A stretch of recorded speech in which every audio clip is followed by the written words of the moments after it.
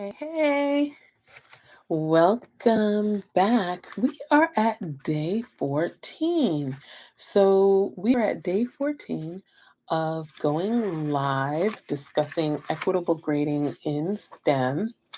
It is based off of this planner, which is taking a closer look at how our grading practices are either ensuring that all students are able to succeed or how our grading practices sometimes form unintentional gatekeeping, which prevent students from accessing certain opportunities or knowledge.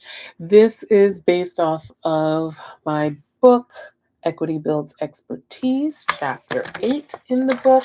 If you haven't grabbed a copy of it yet, you can head on over to cdifferentconsulting.com and /books, which is where you can grab a copy of both this book and the planner. Although through going live, I have some ideas on how to update the planner. And so my plan is to do so. But you can grab a copy, definitely get started. A lot of the reflection, questions, and the actions that we discussed during these 30 days here on YouTube can be found there as well. So we're at day 14. I started this 14 days ago. And that means we're almost halfway through the month. I cannot believe September is flying, flying, flying, flying. Um, but today is all about flexible deadlines. Yesterday, we talked a little bit about homework policies, and today we're going to talk about flexible deadlines. Which in a weird way, it sounds like it might be an oxymoron, right? How can it, if it's a deadline, the deadline's a deadline, how can it be flexible? Well, Carol Dweck has a great quote that I would like to begin with today.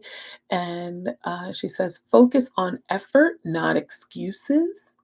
And I know this can be looked at as we don't want to give excuses, we want to put in the effort, but let's flip it to how we view what students say when they are unable to do something, right? We may view a personal circumstance, we may view an external or environmental circumstance as an excuse.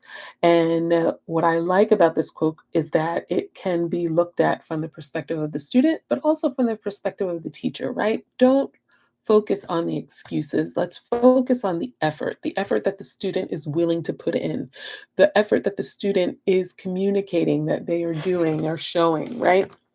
Or willing to demonstrate. That's what we want to focus on.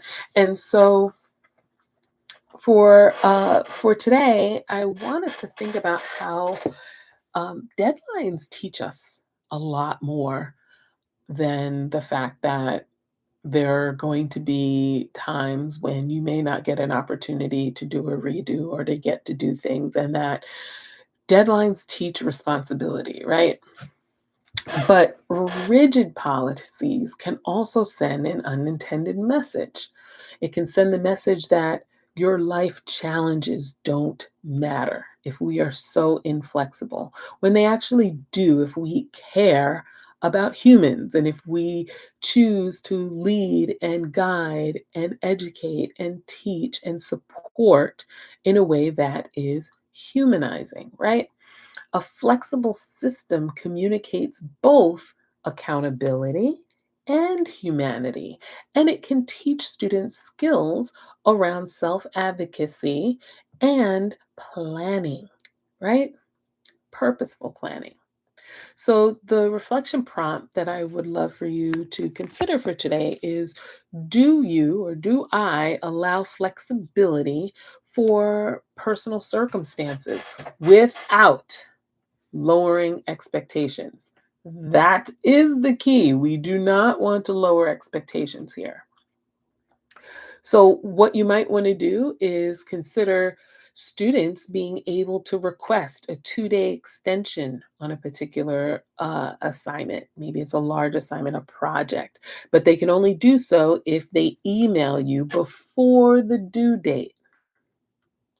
They still complete the work, but what's happening here, they are also meeting the goals that we want to assess, but the policy respects real life challenges that may happen for some of our students, right?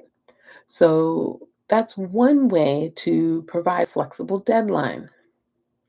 What I would love for you to do as an action is to pilot one flexible deadline. Try that for this week.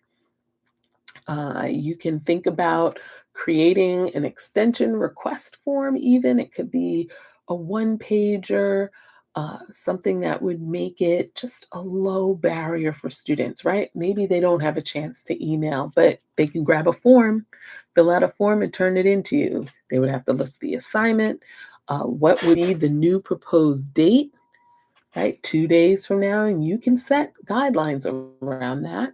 And then think about making them plan, like how will they use the extra time to complete the work?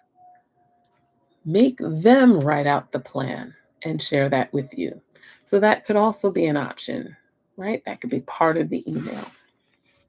The key piece here is that when it comes to flexibility, flexibility doesn't have to mean, and it shouldn't mean, lowering the bar.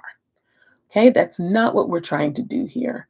Flexibility should mean that it's creating access to the rigorous assignment and to completing that rigorous assignment.